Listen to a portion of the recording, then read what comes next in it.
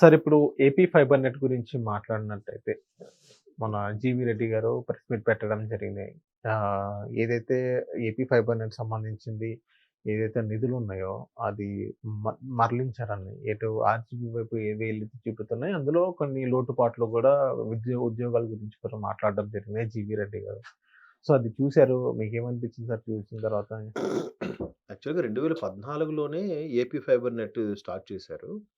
రూ. 250కే కేబులు అదే cable TV, తర్వాత ఫోను, ఇంటర్నెట్ అన్నీ ఇచ్చేలాగా గవర్నమెంట్ అంటే బాబు గారిదంతా విజనరీ హై హైటెక్ ముఖ్యమంత్రి అంటారు కదా ఆయన్ని. హ్మ్. సో, అక్కడ ఏదైతే ఉందో దాని నుంచి లబ్ధి పొందాలి, దాని నుంచి 4 రాళ్ళు వెనకేసుకోవాలని మాత్రం అది మాత్రం ఉంచారు. హ్మ్. మిగతా పథకాలన్నీ బాబు గారు పెట్టినవి లేదంటే బాబు గారు కట్టిన ప్రజావేదిక లాంటివి కూల్చేశారు గానీ, అది ఉంచారు. ఉంచి దాన్ని కూడా అంటే ప్రతి శాఖకు సంబంధించి కూడా ఈ గోరుముద్ద, నాన్నముద్ద, అమ్మ ఒడి, నాన్నబడి అని అన్నీ తరలించేశారు. సో, ఇక్కడ ఆళ్ళు ఇంకోటి అంటే ఒక్కొక్కటిగా మిస్టేక్స్ బయటకొస్తుందేంటంటే, ఆర్‌జీవి గారి పేరుని వాడుకున్నారో లేదా నిజంగా ఆర్‌జీవి గారు డైరెక్ట్ చేశారో నాకు తెలీదు గానీ 'వ్యూహము', 'వ్యూహం 2', 'శపథం' ఇలాంటి కొన్ని సినిమాలు చేశారు. అలా చేసేటప్పుడు వాళ్ళు మరికివ్వాలిగా డబ్బులు. ఇచ్చేటప్పుడు ఎలా ఒప్పందం చేసుకున్నారంట, థియేటర్‌లో రిలీజ్ అవ్వదు. సెన్సారోళ్ళు ఆపినా, లేదంటే సెన్సార్ బోర్డోళ్ళు ఆపినా, లేదా కోర్ట్‌కి ఎవరు ఆశ్రయించిన బ్రేక్ పడినా మనం ఓటీటీకి గాని, యూట్యూబ్‌కి గాని రిలీజ్ చేసేద్దాం. దానికొచ్చిన వ్యూ బట్టి ఒక్కొక్క వ్యూకి రూ. 100 ఎంతో ఇద్దాము అన్నట్టుగా అనుకున్నారంట.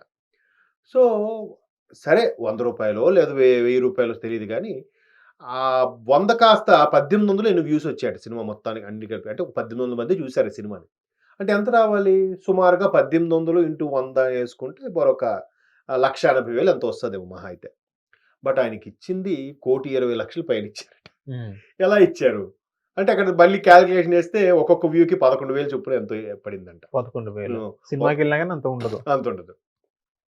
సో, అలా ఇచ్చారు. అంటే దీని ద్వారా చెల్లించారంట. ఇప్పుడు అందుకే కదా! ఆర్‌జీవి గారికి కూడా సమన్లిచ్చింది.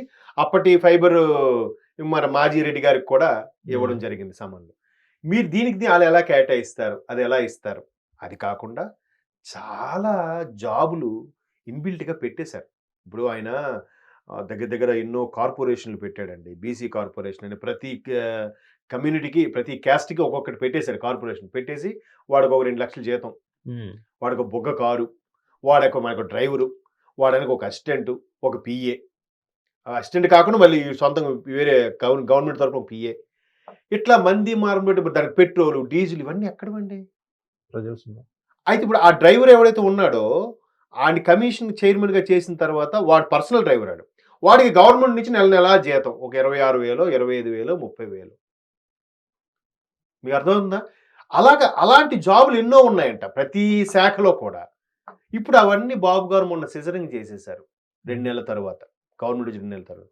ఇప్పుడు సిజరింగ్‌లో జీతం పోయినోడు ఎవడైతే ఉన్నాడో వాడందరూ ఏమంటున్నారు? చంద్రబాబు వచ్చాడు మా పట్టు కొట్టాడు. మరి ఊరికే జీతాలు తీసుకుంటున్నారు గదా! మీరెక్కడో పని జేసుకుంటున్నారు. గవర్నమెంట్ మీకు జీతం ఇస్తదా? హ్మ్. ఎవడి కిందో పని చేసి మీకు జీతం ఎందుకు ఇస్తది? అంటే ఇలాంటి బెనిఫిషియల్ ఉండేవన్నీ కూడా ఈ మహానుభావుడు జగన్మోహన్ రెడ్డి గారు ఉంచారు.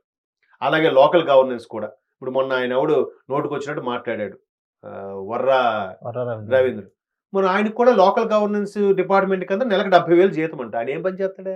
హ్మ్. ఏమి చేయడు. ఎంతసేపు బాబు గారి మీద, పవన్ కళ్యాణ్ గారి మీద, ఇప్పుడు విజయమ్మ గారి మీద, షర్మిలమ్మ గారి మీద ట్వీట్లు పెట్టడం, కౌంటర్‌లేయడం ఇదే పని.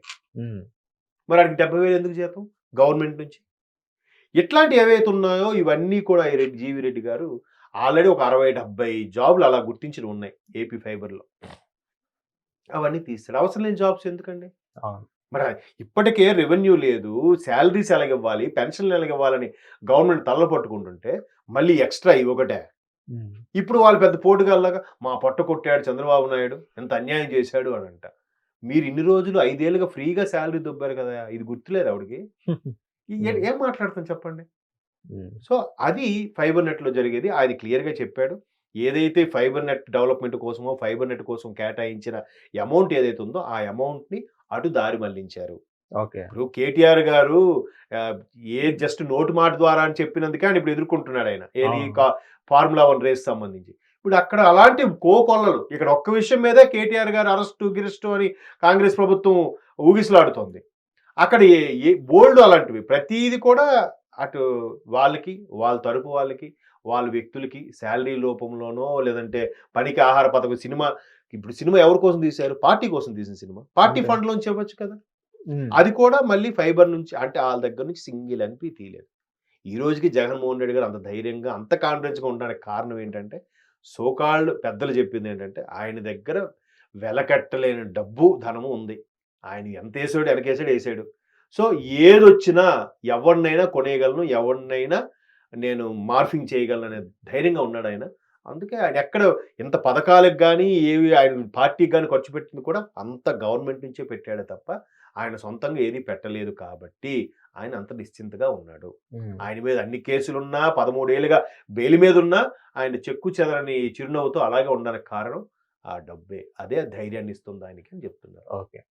హిట్ టీవీ యాప్ ని డౌన్లోడ్ చేసుకోండి. ఇందులో short news, live news, entertainment movies అన్ని అవైలబుల్ గా ఉన్నాయి. Please download Hit TV app. Hit TV app. Hit TV యాప్ని ఫ్రీగా డౌన్లోడ్ చేసుకోండి.